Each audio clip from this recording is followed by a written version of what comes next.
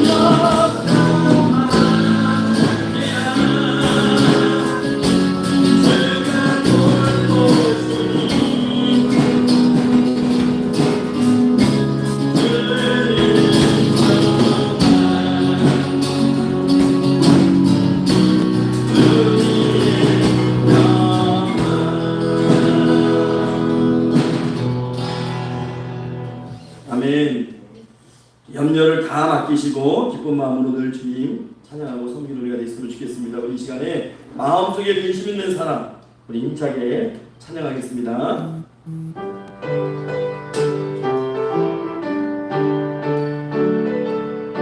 마음속에 근심 있는 사람 마음속에 근심 있는 사람 주 예수 앞에 주 예수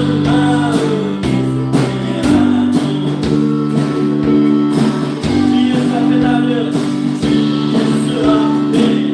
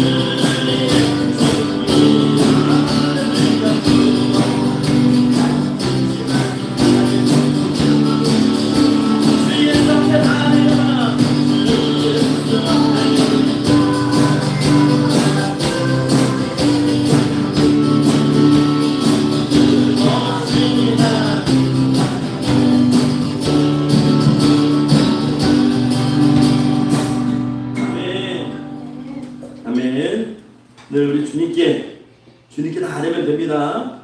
예, 아멘. 우리 이 시간에 시편 8편 찬양하시고 예배를 위해서 통성으로 주일 청하시고 기도하겠습니다. 여호와 우리 주여, 주의 이름이 온 땅에 어찌 그리 아름다운지.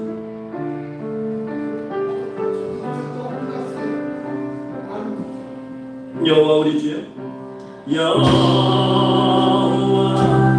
우리 주여, 주의 이름이 온 땅에 어찌 그리 아름다운지요. 어찌 그리 아름다운지. 여호와 우리 주여, 여호와 우리 주여, 주의 이름이 온 땅에 어찌 그리 아름다운지요. 어찌 그리. 우리 한 번 더 찬양합시다. 주의 이름을 부르며 찬양합시다. 여호와 우리 주여,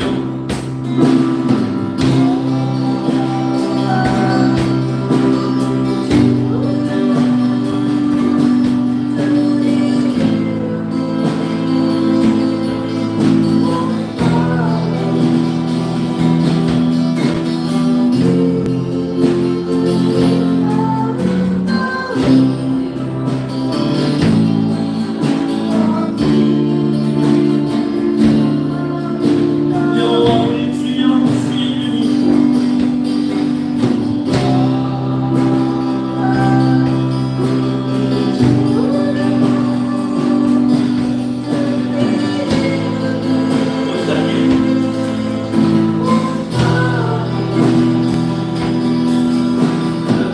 이름이 온 땅에 어찌 그리 아름다운지요.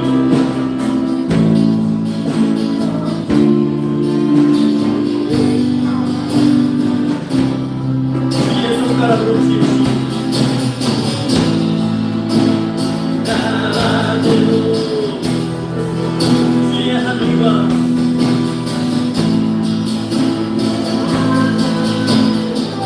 주가 베풀어주신 나의 마음.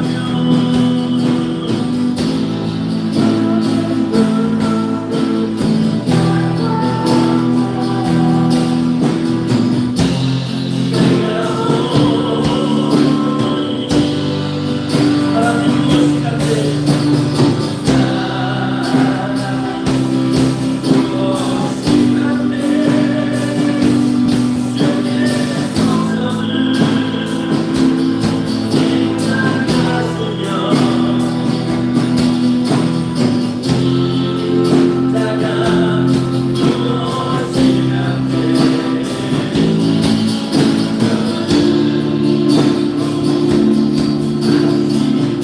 여호와 우리 주여,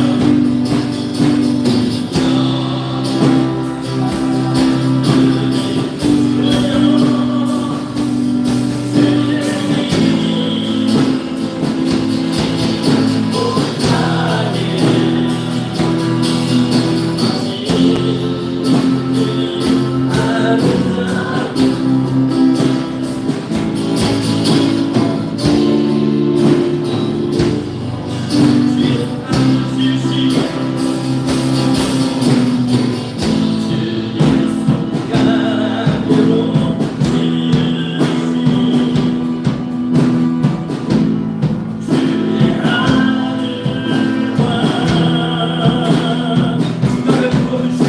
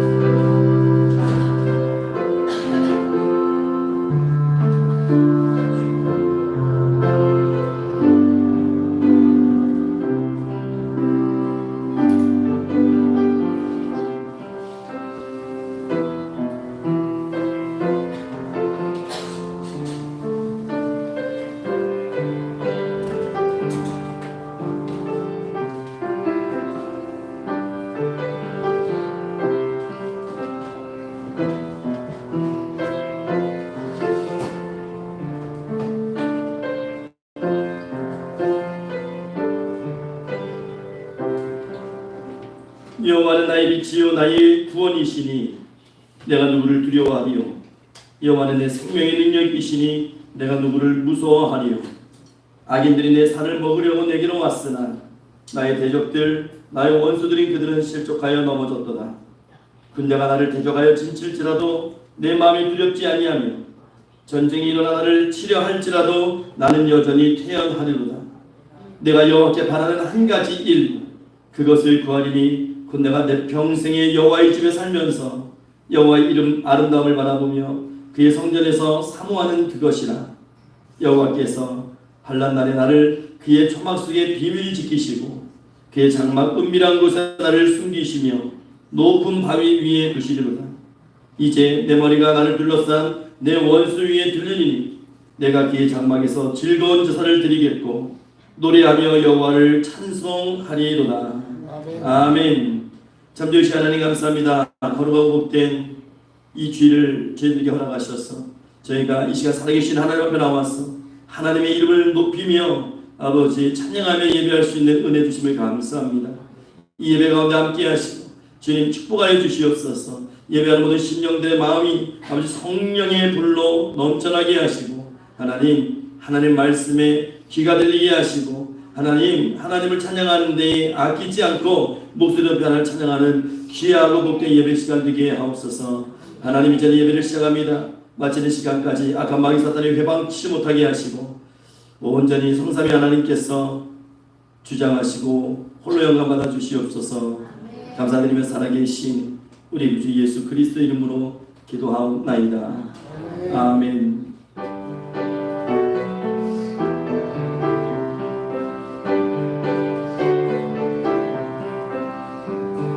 예수 그리스도 예수는 주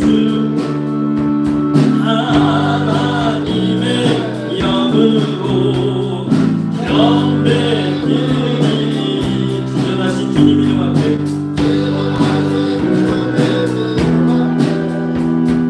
모든 무릎 꿇고 다 경배해 거룩하신 주님 보좌 앞에 엎드려 절하세. 아멘. 예수 그리스도 예수 하나님의 영으로 경배드 지존하신 주님 이름 앞에 지존하신 주님 이름 앞에 눈물 꿇고 경배해 거룩하신 주님 보좌 앞에 엎드려 절하세. 예수 그리스도 아멘. 주 아멘. 하나님의 영으로 경배드 예수 그리스도 예수 그리스도 예수는 주 아멘. 하나님의 영으로 경배드리니 아멘. 성지시 교독 시간입니다. 교독문 85번 요한일서 4장 말씀입니다. 교독문 85번입니다. 사랑하는 자들아 우리가 서로 사랑하자. 사랑은 하나님께 속한 것이니 사랑하는 자마다 하나님으로 떠나서 하나님을 알고 사랑하지 아니하는 자는 하나님을 알지 못하나니 이는 하나님의 사랑이시니라. 하나님의 사랑이 우리에게 이렇게 나타난 바 되었으니 하나님이 자기의 독생자를 세상에 보내심은 그로 말미암아 우리를 살게 하십니다. 사랑은 여기 있으니 우리가 하나님을 사랑한 것이 아니요 하나님이 우리를 사랑하사 우리 죄를 속하기 위하여 화목제물로 그 아들을 보내셨습니다. 사랑하는 자들아 하나님이 이같이 우리를 사랑하셨은즉 우리도 서로 사랑하는 것이 마땅하도다. 어느 때나 하나님을 본 사람이 없으되 만일 우리가 서로 사랑하면 하나님이 우리 안에 하시라고 그의 사랑이 우리 안에 온전히 이루어지느니라. 아멘. 이 시간 다 같이 사도신경으로 이 신앙을 고백하겠습니다. 나는 전능하신 아버지 하나님 천지의 창조주를 믿습니다. 나는 그의 유일하신 아들 우리 주 예수 그리스도를 믿습니다. 그는 성령이 있게 되어 동정녀 마리아에게서 나시고 본디오 빌라도에게 고난을 받아 십자가에 못 박혀 죽으시고 장사된 지 사흘 죽은 자 가운데서 다시 살아나셨습니다. 하늘에 오르시고 전능하신 아버지 하나님 우편에 앉아 계시다. 거기로부터 살아있는 죽은 자를 심판하러 오십니다. 나는 성령을 믿으며 거룩한 공교회와 성도의 규제와 죄를 용서받는 것 몸의 부활과 영생을 믿습니다. 아멘. 일단 자리에 앉으셔서 찬송가 80장 찬송하시고 예배를 위해서 조동남장님 대표로 기도해 주시겠습니다.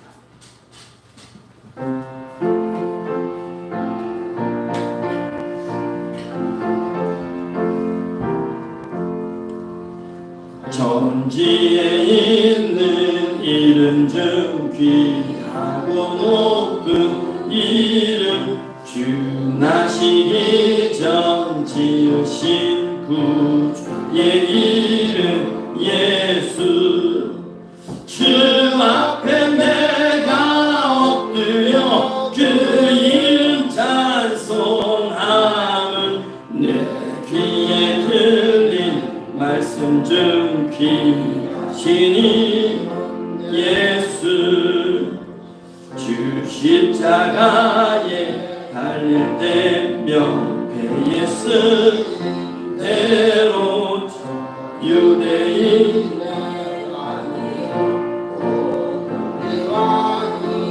아니시라 주 앞에 내가 엎드려 그 이름 찬송함은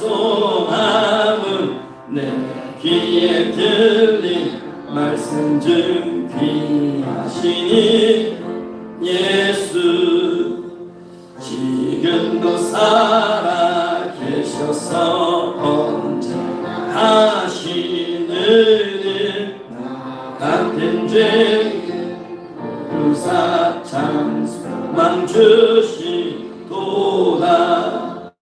주 앞에 내가 엎드려 그 이름 찬송함은 내 귀에 들린 말씀 중 귀하신 이름 예수 예수께서 영원히 언제나 오늘이나 이름으로 우리에게 잠복을 내리신다 주 앞에 내가 엎드려 그 이름 찬송함은 내 귀에 들린 말씀 중 귀하신 이름 예수 아멘.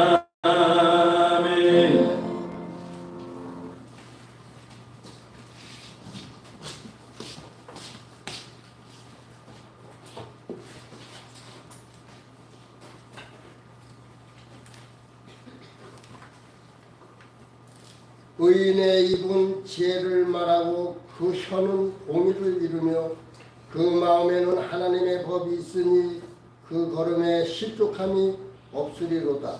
아멘. 만복의 근원이 되시는 하나님, 오늘 거룩하고 복된 날 저희 평강의 성도님들 주님 전에 나와 주님 앞에 산 제사 드리게 하심을 진심으로 감사합니다. 주님, 이 예배가 영과 진리로 드리는 예배가 되게 하여 주시고 주님께서 기뻐 받으시는 예배가 되게 하여 주시옵소서. 주님, 저희 평강교회를 지키시고 보호하심을 진심으로 감사드리오며 빛과 소금의 역할을 감당할 수 있는 평강교회가 되게 하여 주시옵소서. 주님, 아직도 빈자리가 많이 있사오니 이 빈자리가 채워지는 역사가 일어나게 해주시고 많은 성도들을 보내주셔서 주님께 영광만 돌릴 수 있는 은혜 내려 주시옵소서. 주님, 오늘 이 자리에 모인 평강의 성도님들 주님 음성을 듣기를 원하오니 주님 음성 들려 주시옵시고 성령님의 놀라운 역사가 일어나게 하여 주시옵소서. 주님, 평강의 성도님들 여러 가지 질병으로 고통받는 성도들 많이 싸우니 불쌍히 여겨주시고 안수하여 주셔서 깨끗이 고침받는 역사가 일어나게 하여 주시고 건강한 몸으로 주님 섬기며 살아갈 수 있도록 은혜 내려 주시옵소서. 주님, 오늘도 주님 앞에 찬양을 드리는 입술들이 있사오니 그 입술에 한없는 은혜와 축복 내려 주시고 주님께서 기뻐 받으시는 찬양이 되게 하여 주시옵소서. 오늘도 단상에 세우신 목사님 성령 충만함을 주셔서 말씀을 전하실 때에 그 말씀이 영과 육을 살리는 귀하고 복된 말씀 되게 하여 주시옵소서. 이 모든 말씀 주 예수 그리스도 이름으로 기도드리옵나이다. 아멘. 아멘.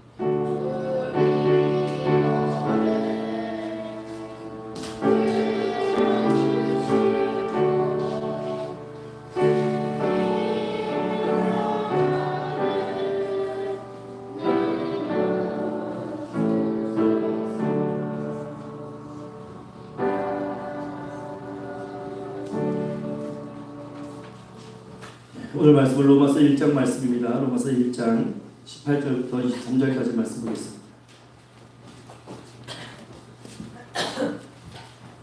로마서 1장 18절부터 23절까지 말씀을 저희가 한 절씩 교독을 하겠습니다.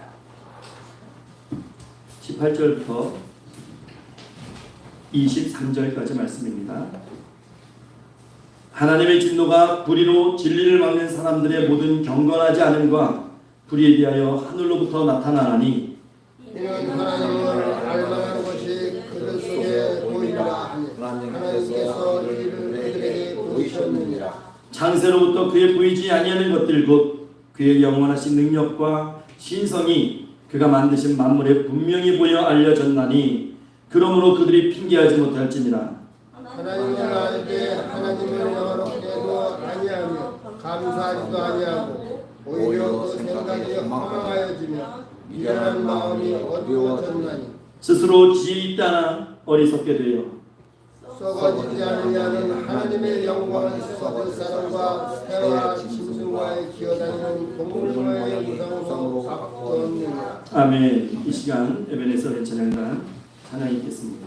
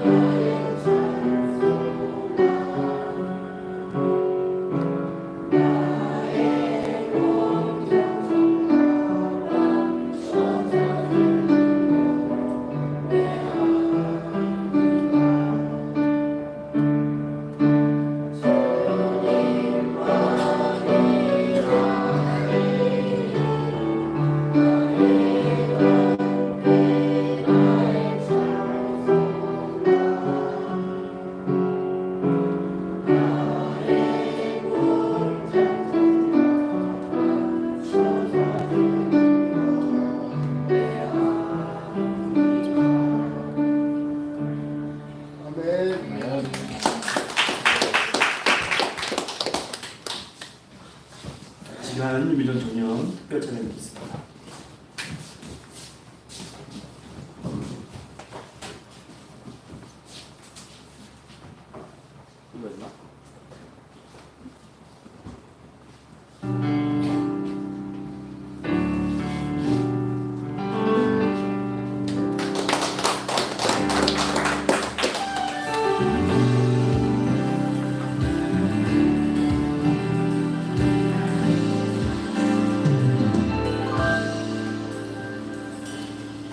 주의 이름 높이며 주를 찬양하나이다. 나를 구하러 오신 주를 기뻐하나이다.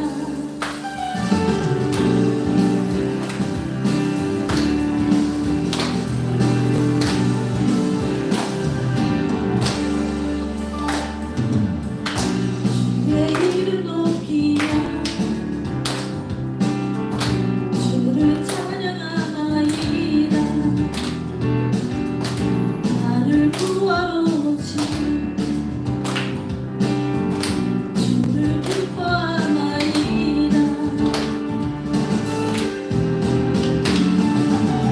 하늘 영광 버리고 이 땅 위에 십자가를 지시고 죄 사용해 무덤에서 일어나 하늘로 올리셨네. 주의 이름 높이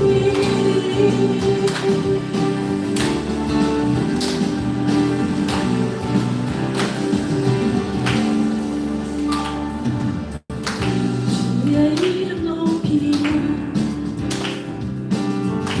주를 찬양하나이다. 나를 구하러 오신 주를 기뻐하나이다. 하늘 영광 버리고 이 땅 위에 십자가를 지시고 죄 사용해 무덤에서 일어나 하늘로 올리셨네. 주의 이름 높이 하늘 영광 버리고 이 땅 위에 십자가를 지시고 죄 사용해 무덤에서 일어나 하늘로 올리셨네. 주의 이름 높이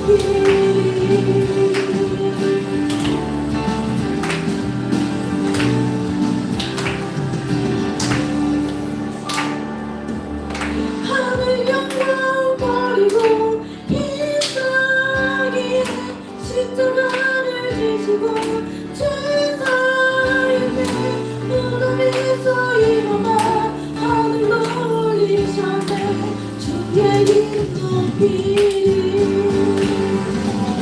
하늘 영광 버리고 이 땅 위에 십자가를 지시고 죄 사용해 무덤에서 일어나 하늘로 올리셨네. 주의 이름 높이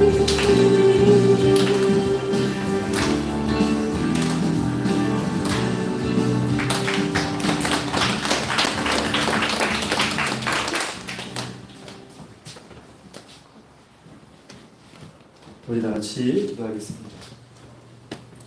참 좋으신 하나님 감사합니다. 이 시간 살아계신 하나님 말씀 앞에 섭니다. 하나님 축복해 주시고 하나는 은혜 또 깨닫는 그 은혜를 우리 신령들에게 주시옵소서.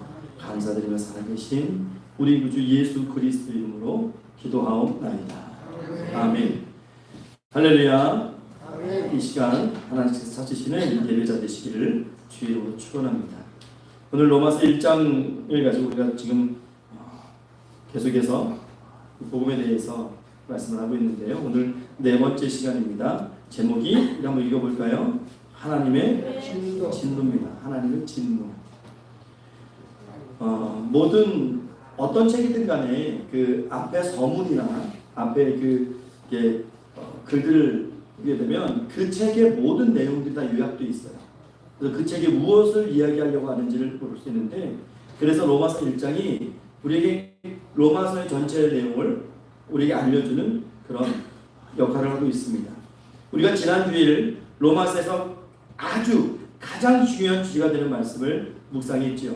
로마서 1장 16절 말씀이었습니다. 여러분 기억하십니까? 우리 화면을 보시고 그러면 한번 같이 읽어볼까요? 로마서 1장 16절 말씀. 로마서 16절이요? 로마서 1장 16절. 16절이 없는데요. 위로 올려봐. 24절.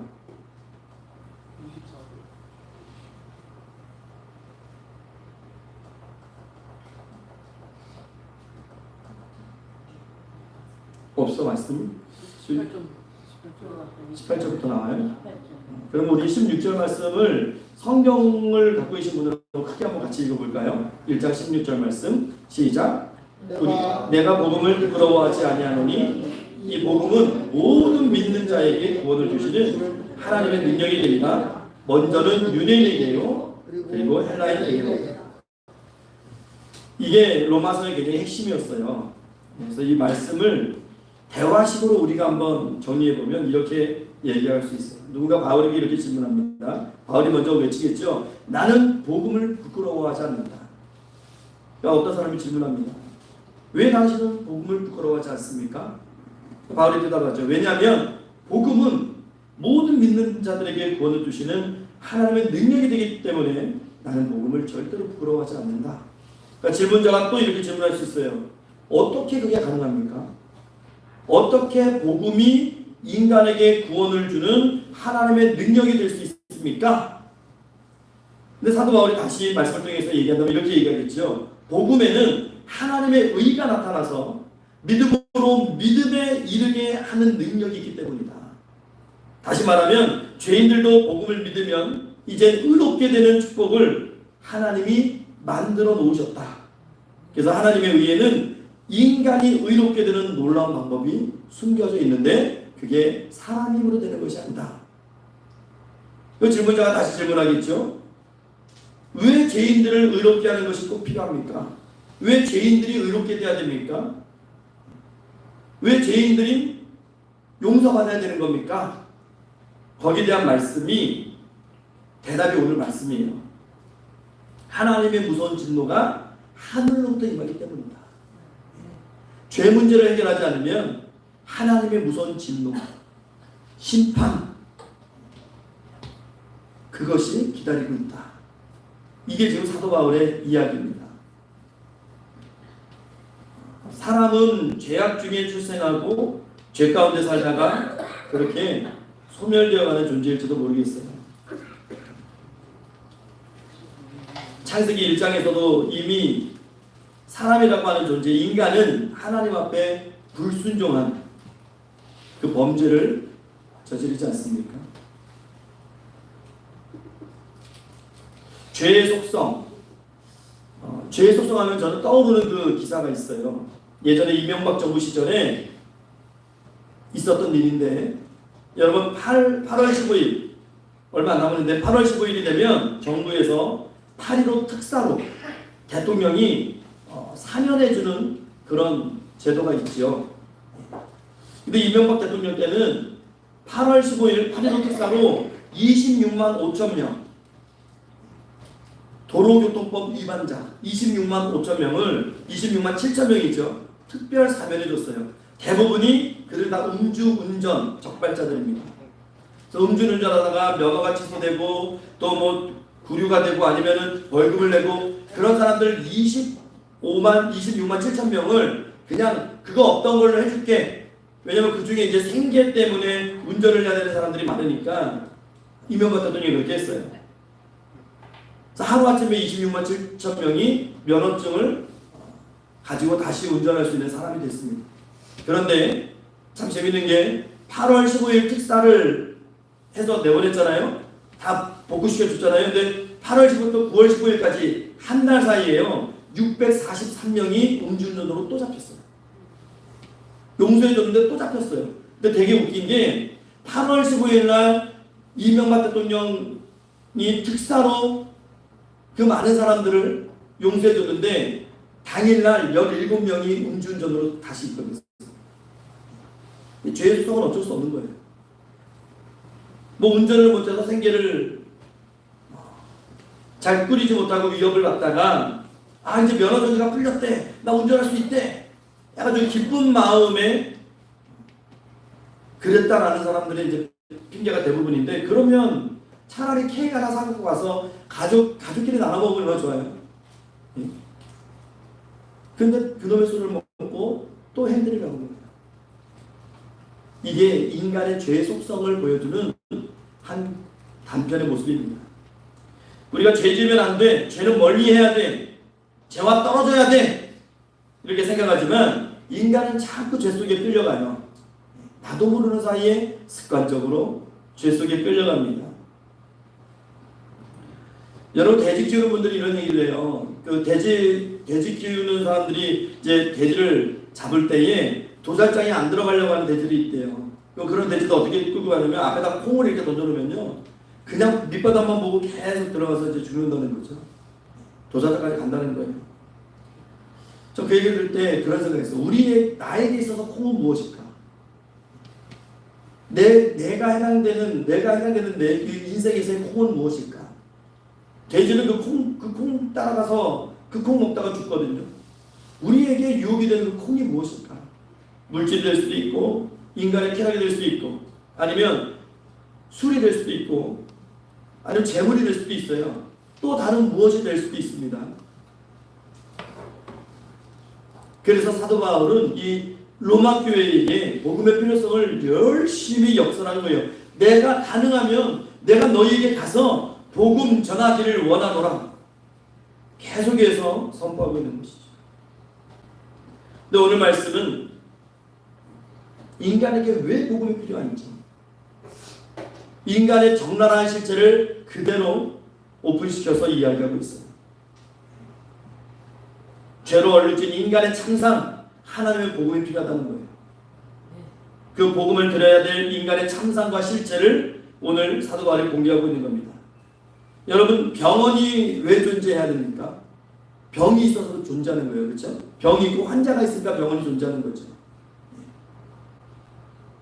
그러면 여러분, 경찰서나 감옥이 왜 필요합니까? 사람들이 죄를 지어서 그래요. 죄 짓지 않는 사회가 된다면 그렇게 경찰서나 그런 교도소가 꼭 필요할 이유는 없는 거죠.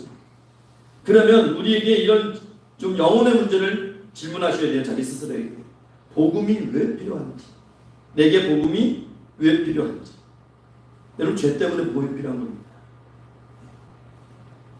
죄악에 빠진 그 인생들을 구원하기 위해서, 하나님의 진노 아래에 있는 그 인생들, 그 영혼들 건져내기 위해서 복음이 필요한 거예요. 오늘 본문은 죄에 대한 하나님의 경고의 말씀을 우리에게 가르쳐주고 있어요. 오늘 메시지는 크게 세 가지로 볼 수 있어요. 첫째는 하나님의 심판이 있다는 거예요. 이 시대도 이게 좀 약해요. 하나님의 심판에 대한 것이 생각이 좀 약한 것 같아요. 우리 18절 말씀 읽어볼게요. 18절 말씀, 18절 시작.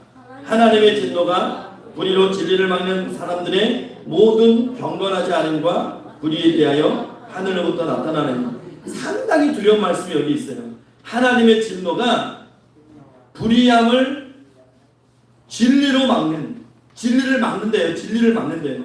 감히 하나님을 막고, 하나님의 법을 막고, 하나님의 말씀의 통로를 막고, 하나님의 심판이 준비되어 있다는 거예요.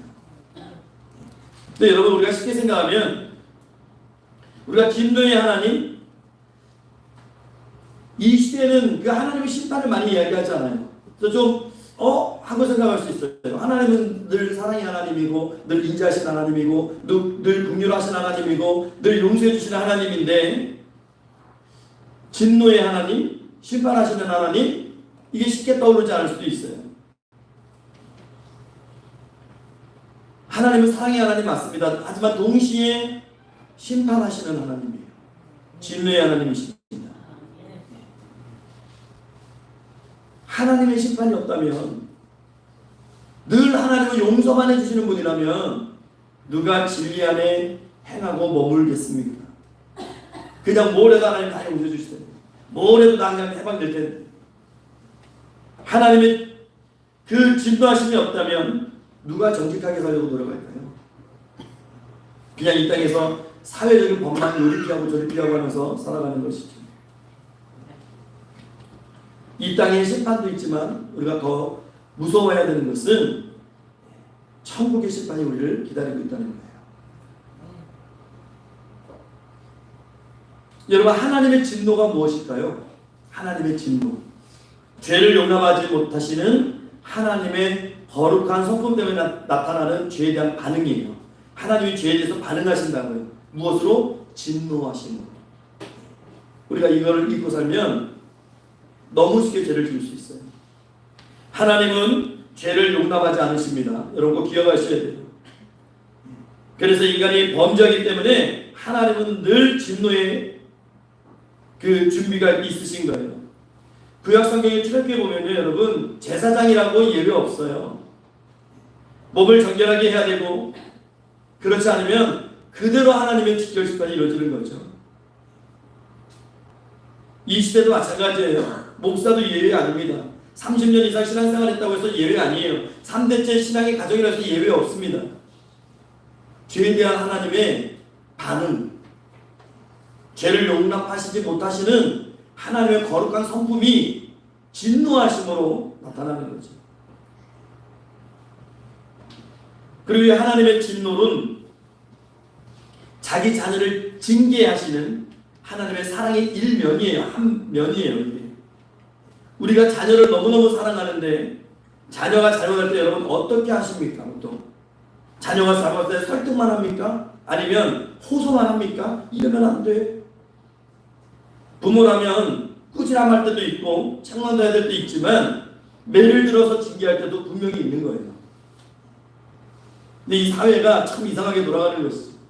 예전에 한 선생님이 하신 얘기가 있어요. 아들이 참 중학교 되니까 커가지고 자꾸 말 안 들으니까 너 이놈 자식 너 엄마한테 혼나려고 판을 들으니까 아들이 판을 딱 잡더래요. 잡더니 한마디 한대요. 한마디 한대요. 엄마 나 이거 때리면 아동폭력을 신고할 거야. 이게 지금 이 사회의 모습 아닙니까? 징계, 우리 신앙에 있어서의 징계는 하나님의 사랑의 한 모습이에요. 우리가 많이 알고 있는 이야기인데 어떤 사형수가 마지막 사형당하기 전에 소원이 무엇이냐 물어보니까 어머니를 만나고 싶다. 그렇게 이야기를 해요. 그래서 특별 면회가 이루어졌습니다. 이 어머니를 만난 이 사형수가 어머니에게 귀 좀 가까이 대시라고 해서 귀를 물어 뜯었죠.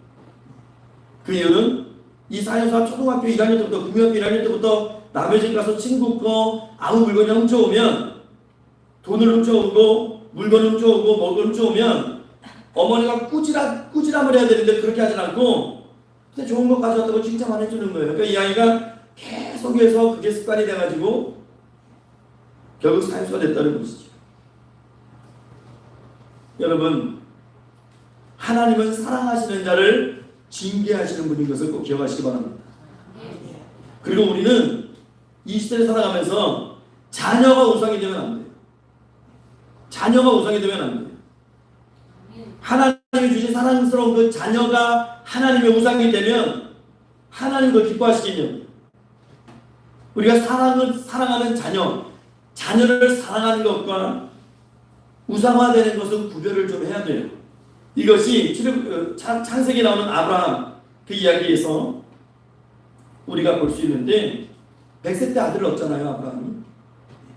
하지만 그는 언제든지 하나님 말씀이 우선인 그 삶을 시험을 통해서 하나님께 행함으로 보여드렸죠. 여러분, 자녀가 절대 우상이 되면 안 됩니다. 그 사랑스러운 자녀를 주신 하나님께 감사하고 또 그 자녀로 하여금 하나님께 감사할 수 있는 자녀로 길러내는 것이 크리스천들에게 주어진 사명이에요. 나 때문에 내 자녀가 우상이 된다면, 그런 존재가 된다면 여러분 그것은 하나님의 복이 임할 리가 없지 않습니까? 근데 그게 대부분 누구 때문이에요? 부모 때문에 그렇게 이루어지는 일들이에요. 정말 우리가 자녀를 사랑한다면 진정으로 하나님을 사랑하는 마음을 심어줘야 되고 그들이 예배를 통해서 복을 누릴 수 있도록 그들의 삶을 잘 인도해 줘야 되는 것이 부모의 의무입니다.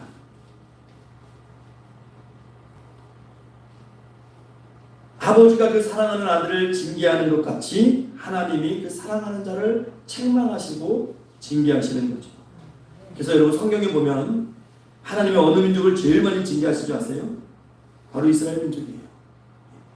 물론 주변의 나라들 아수르나 바벨론이나 애굽이나 블레셋이나 그런 나라들도 많이 징계를 받지만 사랑하는 하나님의 백성들인 이스라엘이 잘못할 때마다 하나님이 그들을 징계하시는 거예요. 그래서 제가 말씀드렸죠. 죄를 용납할 수 없는 하나님의 거룩한 성품으로 나타나는 그 반응입니다. 그래서 제가 설교를 할 때에 좀 마음에 이게 걸리시더라도 이해하셔야 돼요.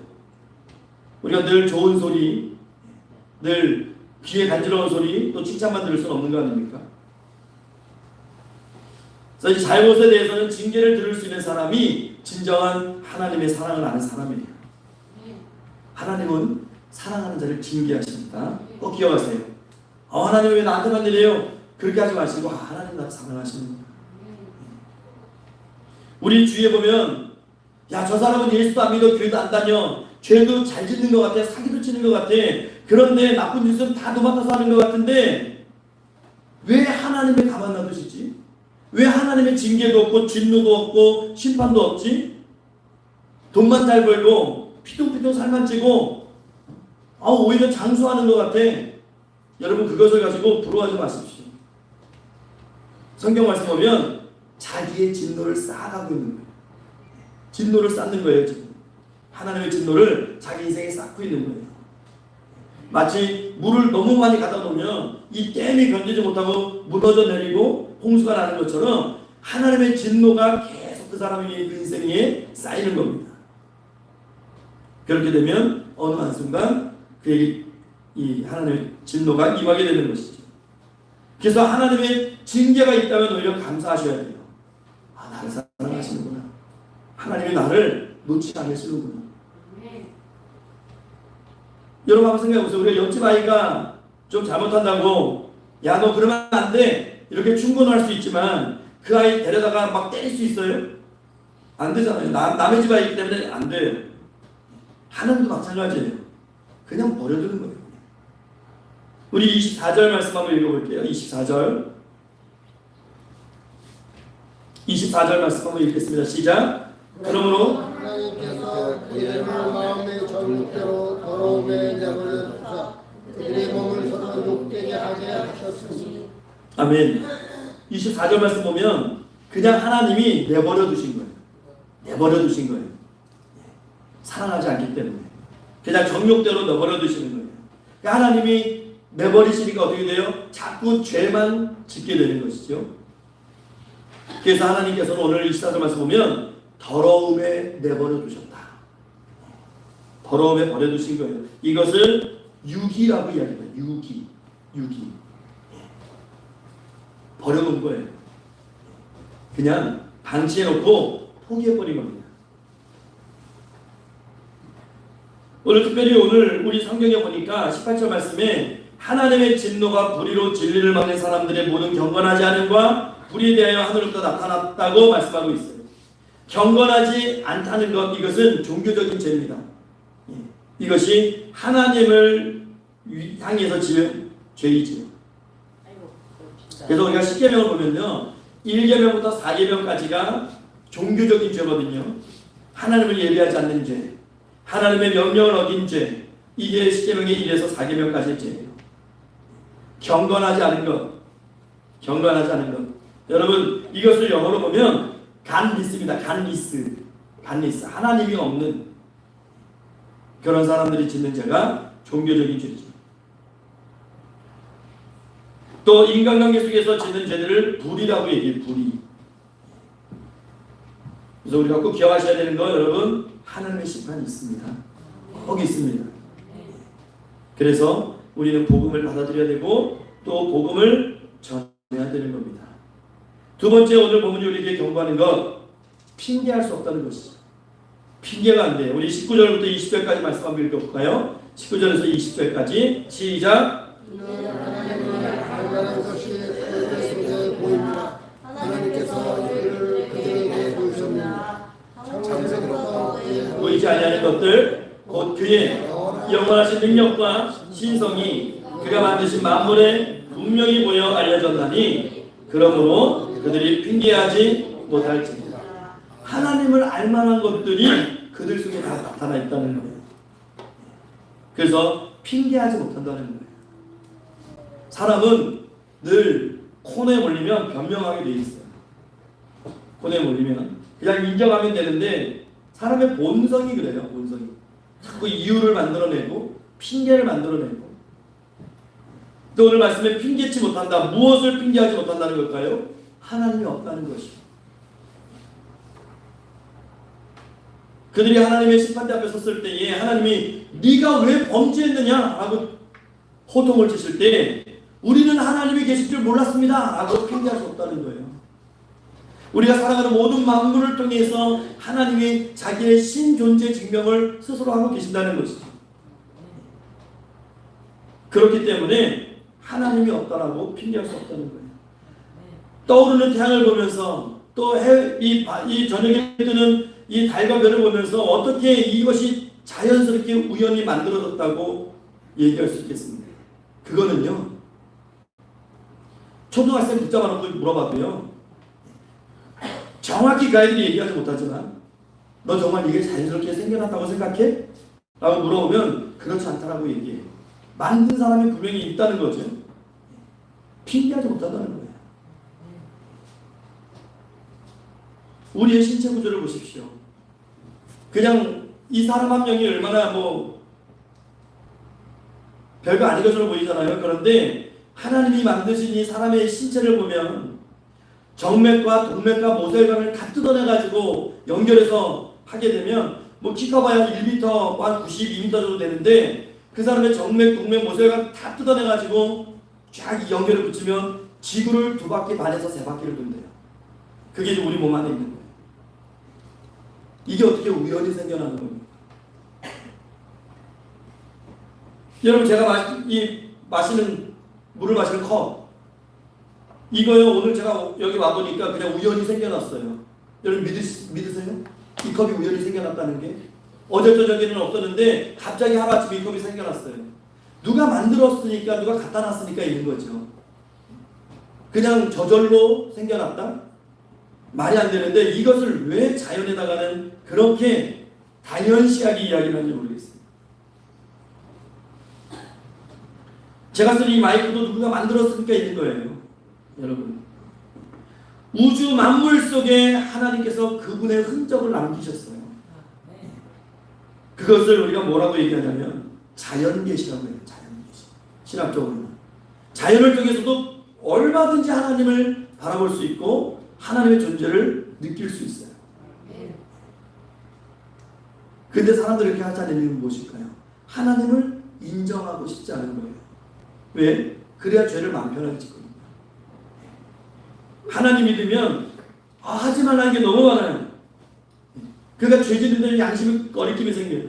근데 하나님 안 믿으면, 그래서 여러분 좀 비약일 수도 있겠지만 그래서 천주교회 사람들이 가는 이유가 그거예요.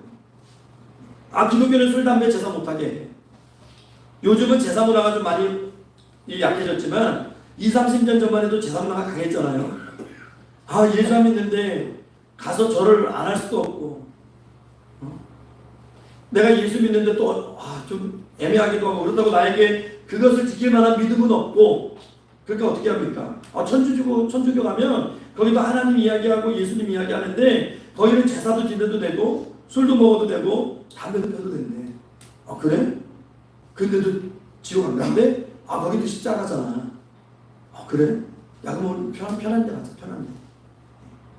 그러고 가는 거예요. 거기가 편한 거예요. 신앙생활 할 때.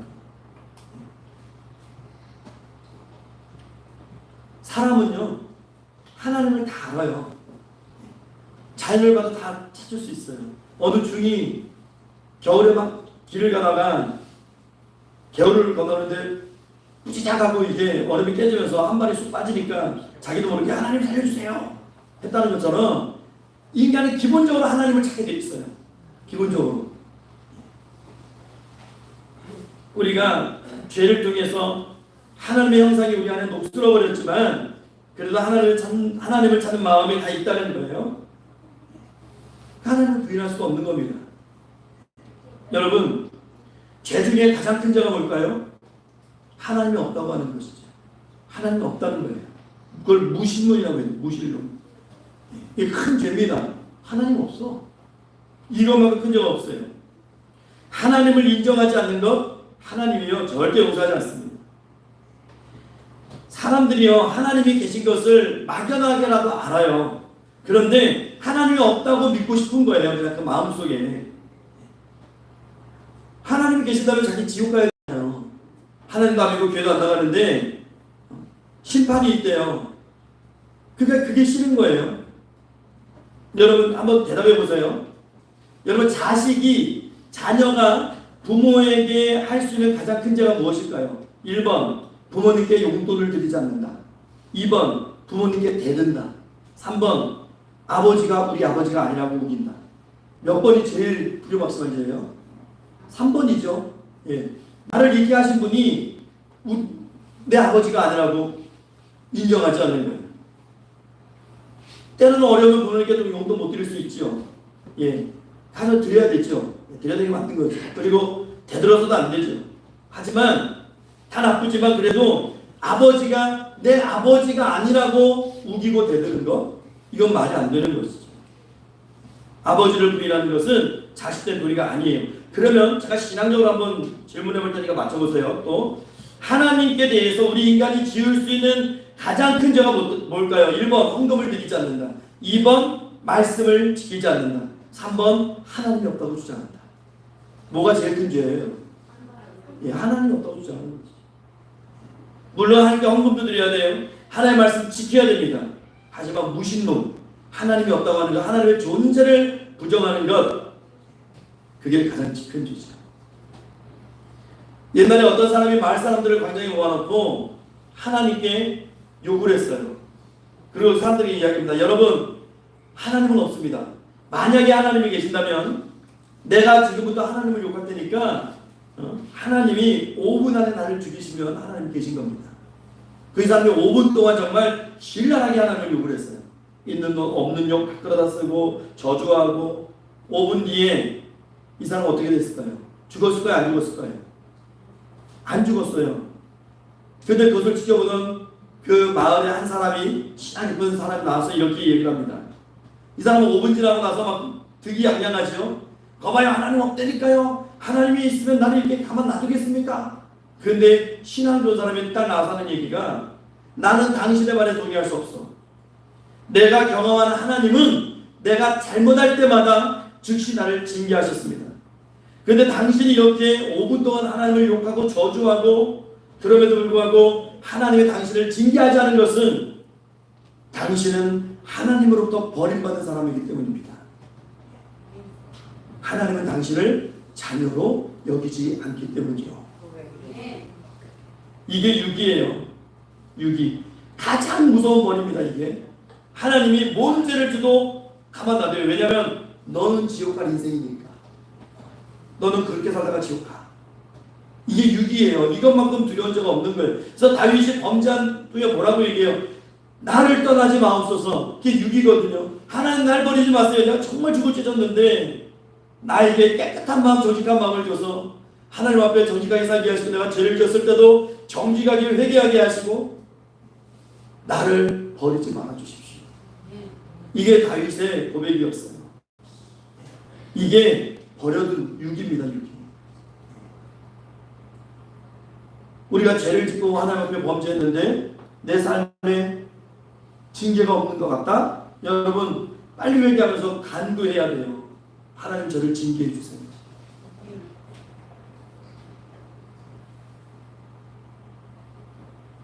우리가 하나님 앞에 설 때에 나는 하나님이 안 계신 줄 알았어요. 저 정말 하나님이 있다고는 상상도 못했어요. 이런 핑계를 할 수 없다는 겁니다. 우리가 알고 지은 죄가 더 무서운 거잖아요. 우리 속에 또 자연 속에 하나님이 그 존재가 드러나 있어요. 그런데도 우리가 하나님을 인정하지 않으면 그 핑계는 될 수 없는 겁니다. 그리고 우리가 세 번째로 생각해야 될 것, 우리가 죄 짓는 생활에서 떠나야 한다는 사실이죠. 우리 21절 말씀 한번 읽어보겠습니다. 21절 시작. 하나님을 알 때 하나님을 영화롭게도 아니하며 감사하지도 아니하고 오히려 그 생각이 허망하여지며 미련한 마음이 어두워졌나니. 아멘. 여러분, 하나님을 아는데, 그러니까 우리가요 하나님을 알기만 하면 안 돼요. 아는 것에서 그치면 안 되고 믿어야 돼요. 근데 여기서 하나님을 알 때 하나님을 영화롭게도 하지 않는다는 것은 하나님을 믿는다고 이야기를 하는데 절대 하나님께 영광을 돌리지 않는 거죠. 그런 범죄는 지어서는 안 됩니다. 하나님이 인간을 만드신 목적이 무엇입니까? 하나님을 영화롭게 하기 위해서. 여러분 삶 가운데 우리가 매일매일 하나님을 어떻게 영화롭게 해드릴 수 있는지 고민하셔야 돼요. 그 고민이 없으면 사람의 본성은요 자기가 높아집니다. 그게 본능이에요. 그러니까 자꾸 체크하셔야 돼요. 어떻게 하나님을 높일까? 어떻게 하나님을 높일까? 제 이야기를 잠깐 하자면, 제가 여주에서 지역아동센터 연합회 회장을 한 5년에서 한 7년 정도 했어요. 5년에서 7년 정도 했는데, 역대 다 회장을 하셨던 분들이 다 목사님들이었어요. 그때 제가 곰곰이 생각해봤어요. 난 정말 하기 싫은데, 그럴 끝도 안 되지만 바쁘기도 하고, 근데 왜 하나님이, 그렇다면 왜 하나님이 그걸 하게 하셨을까? 물론 제가 선택을 했지만 왜 그런 마음을 주셨을까? 그럼 내가 어떻게 해야 그것 통해서 하나님께 영광을 올릴 수 있을까? 그래서 저는 그냥 모든 행사 때마다 다 하나님을 찬양했어요. 거기 뭐 조계종 신일사 주지스님도 와 있고, 뭐 안 믿는 사람도 있고, 대순진리의 사람도 있고, 뭐 그런 거 상관없어요. 그냥 하나님만 그냥 얘기했어요. 무슨 행사라든 하나님께 감사합니다. 그런데 제 마음속에 이렇게 하나님께 약속한 적이 있어요. 하나님, 그런데 사실은 좀 두렵습니다. 종교를 이야기하는 게 이 시대에 그렇게 쉬운 일이 아니에요. 여기 교회에서 우리가 신앙 안에서 있으면 종교 이야기하는 거 쉬워요. 쉽습니다. 그런데 그냥 사회적인 모임에서는 종교 이야기하는 게 쉽지가 않아요.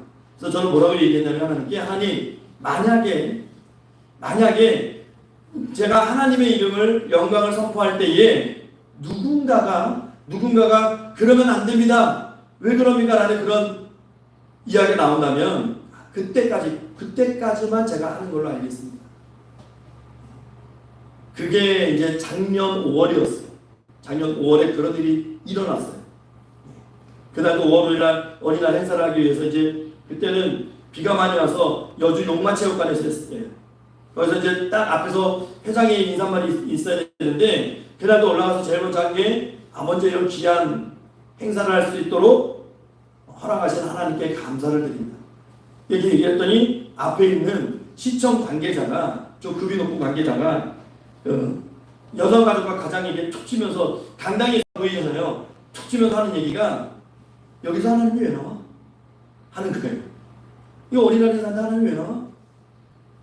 그 얘기를 전 들었어요. 정확하게. 그러니까 그 과장이 목사님이잖아요. 그 사람이 툭 쳐서 얘기가, 이 행사가 목사하고 무슨 상관이야? 올해까지. 그래서 제가 작년까지만 하고 그걸 내려놓은 거예요. 하나님을 영화롭게 한다는 것. 글쎄요, 제가 그 자리에 있을 때는 그것밖에는 생각이 안 들었어요. 여러분, 우리가 살아가면서 하나님을 영화롭게 할 수 있다는 것은 반대로 얘기하면 우리에게 축복이에요. 우리가 하나님을 영화롭게 할 수 있는 축복을 받은 거예요. 우리가 복음을 증거할 수 있는 축복을 받은 거예요. 여러분, 이 축복을 가만 놔두시면 안 돼요. 하나님이 서운해하시는 거죠. 그게 21절에도 하나님을 알게 하나님을 영화롭게도 아니하며, 하나님을 영화롭게 하지 않는 사람의 특징이 바로 나옵니다. 감사하지도 아니하며. 하나님을 영화롭게 하지 않는 이유가 뭘까요? 하나님의 은혜를 깨닫지 못해서. 하나님의 은혜를 깨닫지 못하면 하나님께 감사할 수 없어요. 은혜가 느껴지지 않는데 어떻게 감사를 합니까? 우리가 자녀가 결혼식을 하든 어떤 큰 행사가 있을 때 방명록을 적잖아요. 그거 왜 적는 걸까요? 사람의 이 기억은 한계가 있어요.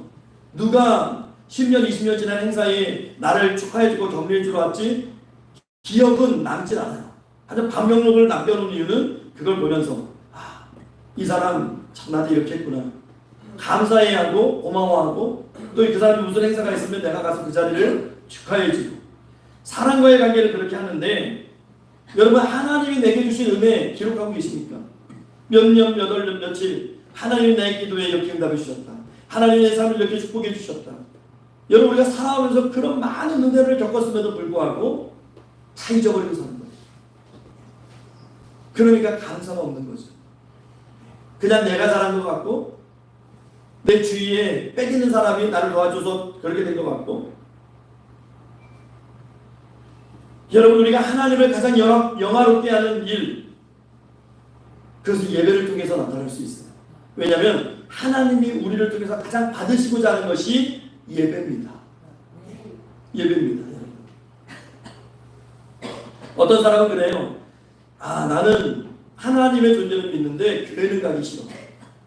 교회를 가기 싫어. 그래서 나는 하나님께 드릴 헌금 그냥 난 기부하겠어. 그래서 뭐 어린이재단에 기부하고 뭐 세브 더 칠드런에 기부하고 무슨 뭐 암 환자 하는데 기부하고 그러면서 마음을 신앙적 자유를 얻어요. 나는 헌금했어. 그게 무슨 헌금인 거예요? 그게 무슨 헌금이에요? 헌금은요 하나님 앞에 감사하는 것을 고백하면서 드리는 게 헌금이에요. 하나님 앞에 예배가 헌금이에요. 어떤 사람은 나는 무교회주의자야. 우리는 만인 제사장설이니까 누구나 다 예배를 집례할 수 있어. 난 조직화된 교회 가지 않고 그냥 몇몇 마음 맞는 사람들끼리 가정에 모여서 그렇게 돌아가면서 그냥 서로 말씀 읽고 격려해주고 그러면서 찬양할래. 여러분 물론 그런 예배 형식도 시대에 따라서 상황에 따라서 있을 수 있어요. 뭐 전쟁 중이라든가 뭐 얼마 전에 우리가 겪어간 코로나라든가 그럴 수 있겠지만 지금처럼 예배가 자유화된 이 시대에는 여러분 맞지 않는 신앙입니다. 잘못된 거죠. 모여서 하나님의 말씀을 듣고 하나님의 말씀의 의미를 깨닫고 그 말씀 속에서 내 삶의 목적과 또 하나님의 영광 선포하는 그 현장을 마련해야 되는 것이고 하나님은 우리를 통해서 예배 받으시기를 기뻐하시는 분이에요. 예배를 통해서 찬양하고 예배하고 기도로 예배하고 헌금으로 예배하고 하나님의 그것을 기뻐 받아주십니다. 왜냐? 하나님은 살아계십니다. 그래서 예배의 승부를 거셔야 되는 거예요. 레위기, 출애굽기, 얘기, 민수기, 신명기 보면 하나님 앞에 드리는 예배가 얼마나 중요한지 그 예배 하나님이 약속하신 복이 있어요. 감사할 수 있는 그런 인생 되시기를 주의로 축원합니다.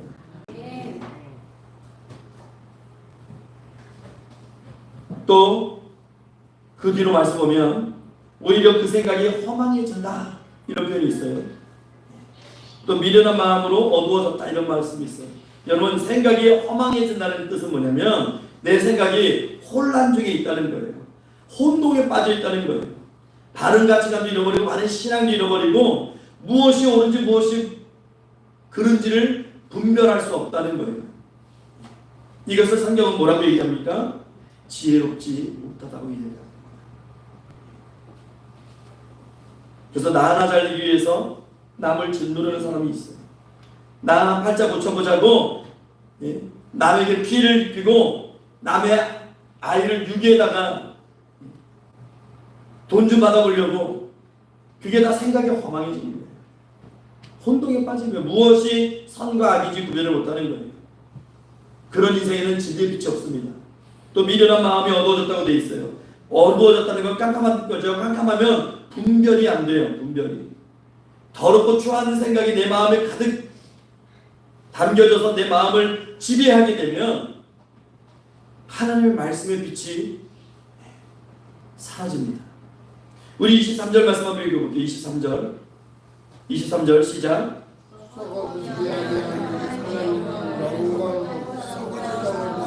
새와 들과 기억하는 우리 방향의 우상으로 바꾸었느니라. 아멘.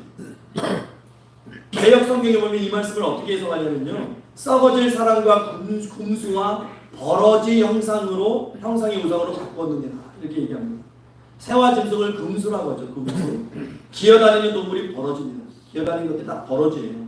이런 버러지 같은 인생, 구더기, 뱀, 그런 게 다 이걸 통틀어서 버러지라고 얘기하는데, 인간이 하나님을 떠나서 하나님을 알지 못하면 금수보다 못한 존재가 된다는 겁니다. 여러분, 반포보은이라는 말 알죠? 반포보은. 까마귀도 자신의 부모의 은혜를 안다는 거예요. 까마귀도. 근데 인간이 하나님은 물론이고 부모에게도 감사하지 않고 짐승보다 못한 존재가 될 수 있다는 거죠. 특히 23절 말씀에 우리가 읽은 말씀 중에 썩어지지 아니하는 하나님의 영광을 썩어질 사람의 모양으로 바꿨다는 거예요. 이게 뭡니까? 우상숭배입니다. 우상숭배. 하나님이 계셔야 될 자리를, 그 영광 받으셔야 될 자리를 우상에게 내놓는 거죠.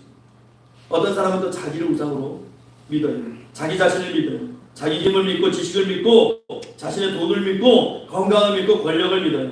어떤 사람은 짐승의 모습에 절을 합니다. 고목나무 오래된 나무에 절을 하고 정승에게 절을 하고 또 짐승에게 절을 하는 민족도 있죠. 또 뱀의 형상을 만들어 놓고 절하는 사람들도 있어요. 이게 다 뭡니까? 하나님을 떠난 인간의 비참한 모습입니다. 진노를 쌓는 겁니다. 하나님의 진노. 돼지머리 쌓아놓고 걷다가 콧구멍에다 돈 지폐 10,000원짜리 50,000원짜리 끼워놓고 복 달라고 하는 사람들 얼마나 어리석습니까? 그 정상으로 보이십니까? 그런데 여러분 보세요. 하나님을 떠난 사람은 그 행위를 해요. 그 얘기를 하잖아요. 대학을 나왔든 유학을 갔다 왔든 그 얘기를 하더라고요. 본인들은 장난이라고 그냥 개업하니까 그냥 하나의 퍼포먼스야 라고 얘기할 수 있지만, 그렇게 얘기하는 사람이요, 하나님 앞에 예배를 못 드려요. 참 미안하지 않습니까? 돼지 머리 삶아놓은 머리에다가 10,000원짜리 50,000원짜리 콧구멍에다 놓으면서 복 달라고 절하는 사람들이 난 재미로 그렇게 해. 그렇게 말하는 사람이 자기들 말처럼 재미로라도 하나님 앞에 나와서 예배를 드리느냐? 못 드려요. 예배는 아무나 드리는 게 아닙니다. 하나님 아무나 믿는 게 아니에요.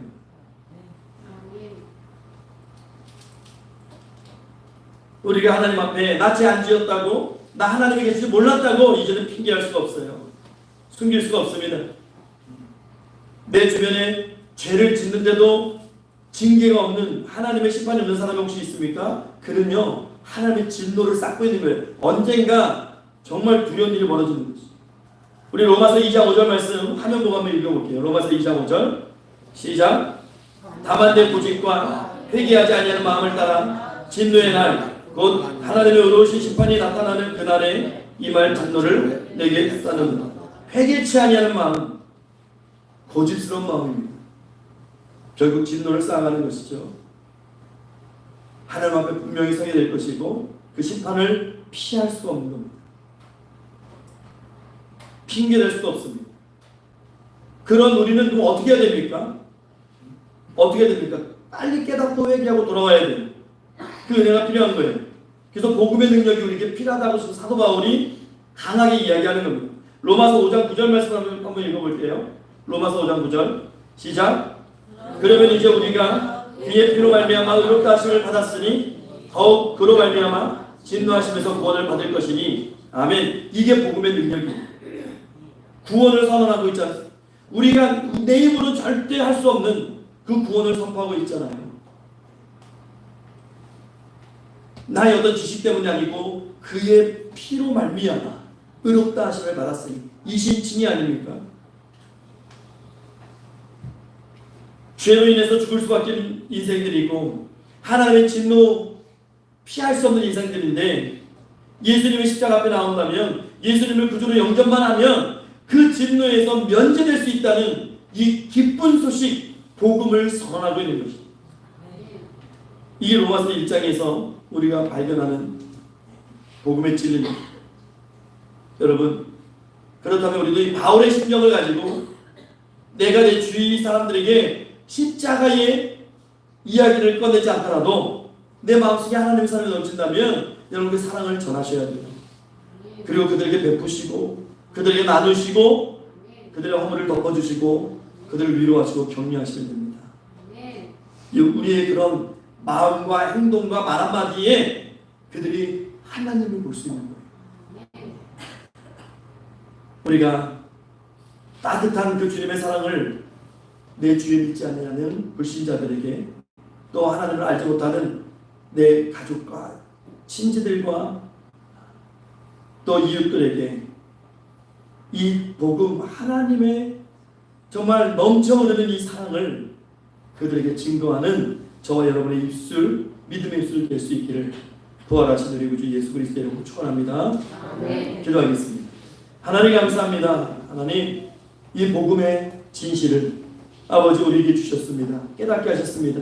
이제는 이 복음의 사랑과 능력 증거할 수 있는 믿음의 입술 되게 하시고 하나님 그렇게 하나님 뜻 전달하는 이 마지막 때에 하나님의 일꾼들로 든든히 세워지는 십자가의 군사들 되게 하옵소서. 감사드리며 살아계신 우리 주 예수 그리스도 이름으로 기도하옵나이다. 아멘. 우리 찬송가 528장 찬송하면서 하나님 앞에 봉헌하겠습니다.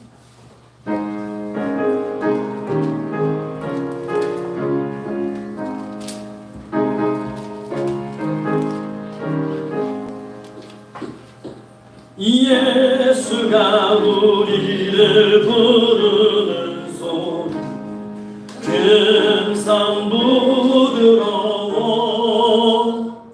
문 앞에 나와서 사명을 보며 우리를 기다리네.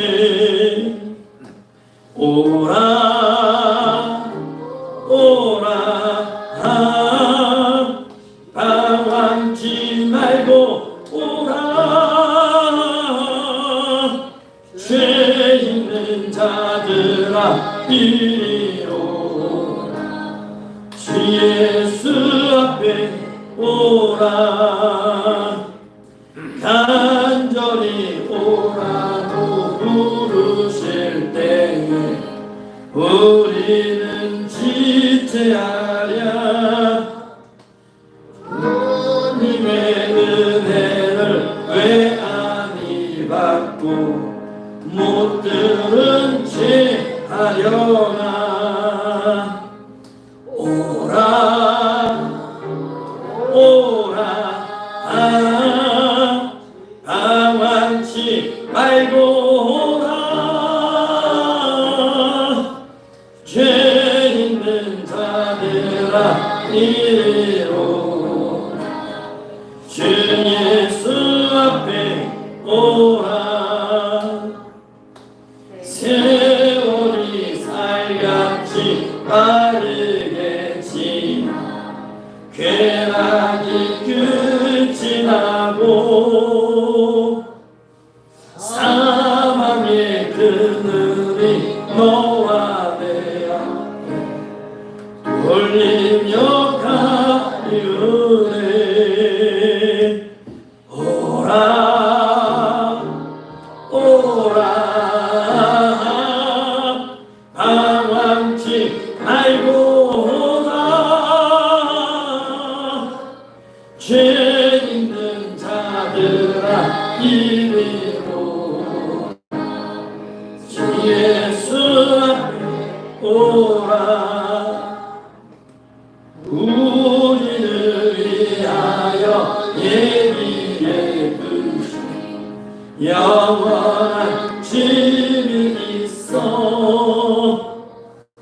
죄 많은 세상을 떠나게 될 영접해 주시겠네. 오라 오라 방황치 말고 오라. 죄 있는 자들아 이리로 오라. 주 예수 앞에 오라. 아멘. 아직 보험이 더 있습니다. 참 주시 하나님 감사합니다. 이 시간 우리 사랑하는 평강의 성도님들 하나님께 받은 그 은혜를 감사히 여기며 즐거이 자원하여 이 예물을 하나님 앞에 드립니다. 하나님 기뻐 받아주시고 축복하여 주시옵소서. 그래서 이 땅 살아갈 때에 물질 때문에 건강 때문에 아버지 눈물 짓지 않게 하시고 늘 베풀면서 하나님의 사랑을 증거할 수 있는 복된 삶 살아갈 수 있도록 하나님 축복하여 주시옵소서. 하나님 또한 이 예물 하나님께서 원하시는 곳에 아버지 쓰임받게 하시고 아버지 예물이 쓰임받을 때에 아버지 열매 맺게 하시며 특별히 부족함 없도록 하나님 오병의 역사 가운데 능히 채워주시는 아버지 그런 아버지의 은혜만 베풀어 주시옵소서. 감사드렸고 살아계신 우리 주 예수 그리스도 이름으로 축복하며 기도하옵나이다.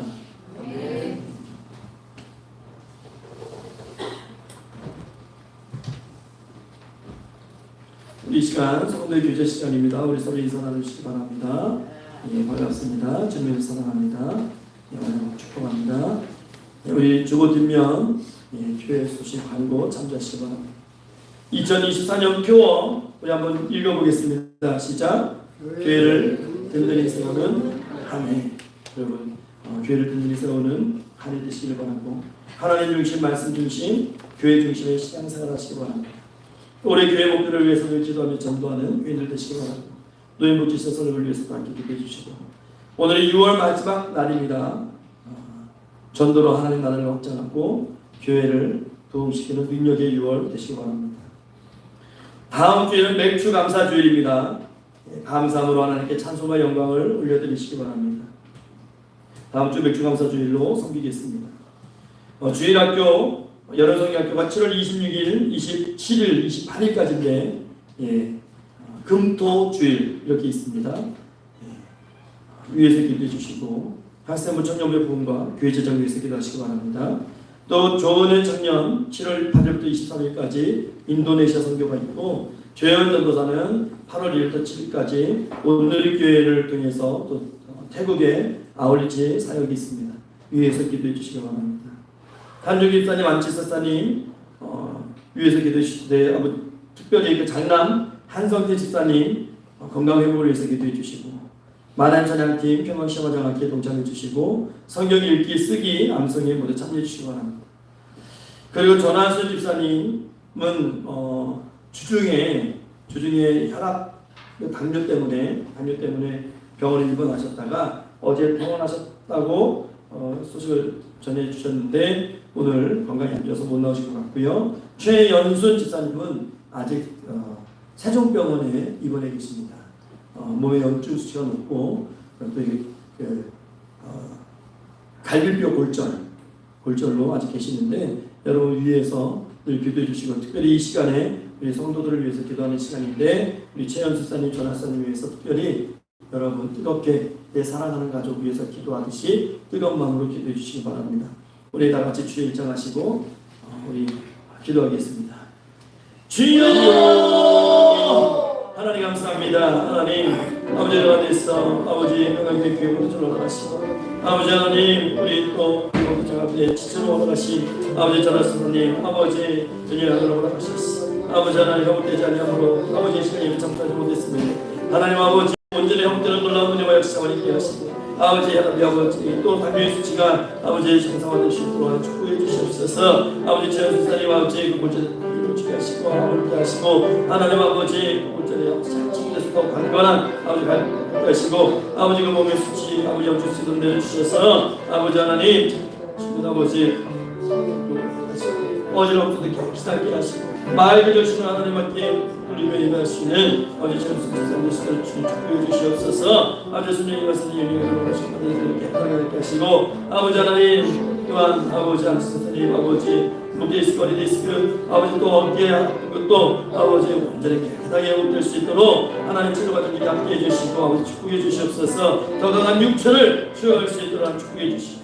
이 말씀님 아버지 하나님 하나님 앞에 예배를 주가 용납 받을 수 있도록 하나님들 은혜 가운데 속잡으시고 불길을 여겨주시옵소서. 아버지 하나님 또한 이 시간에 들어가는 안산대사님 아버지 주님께 걸어가셔서 특별히 아버지 혈관 깨끗하게 하셔서 아버지 마지막 때에 참된 아버지 간증자로 증거자로 하나님 보실 수 있도록 주님 축복해 주시옵소서. 아버지 김사사님 아버지 또 재난일사님 아버지 하나님 장호수 사모님 정미재사님 아버지 연락 중에 계시면 아버지 하나님 모습에서 기력 주셔서 아버지 우리 시간 그날까지 하나님 앞에 예배를 부족하게 하시고 아버지 임성계사님 아버지 볼 때마다 할 때마다 안전하게 지켜주셔서 머리 돌아가서 하지 않는 하나님께서 축복하시고 아버지 인도하시고 함께 해주시옵소서. 주님 은혜도 해주시옵소서. 우리 이 시간 다 같이 일어나셔서 찬송가 620장 찬송하시고 축도로 예배를 마치겠습니다.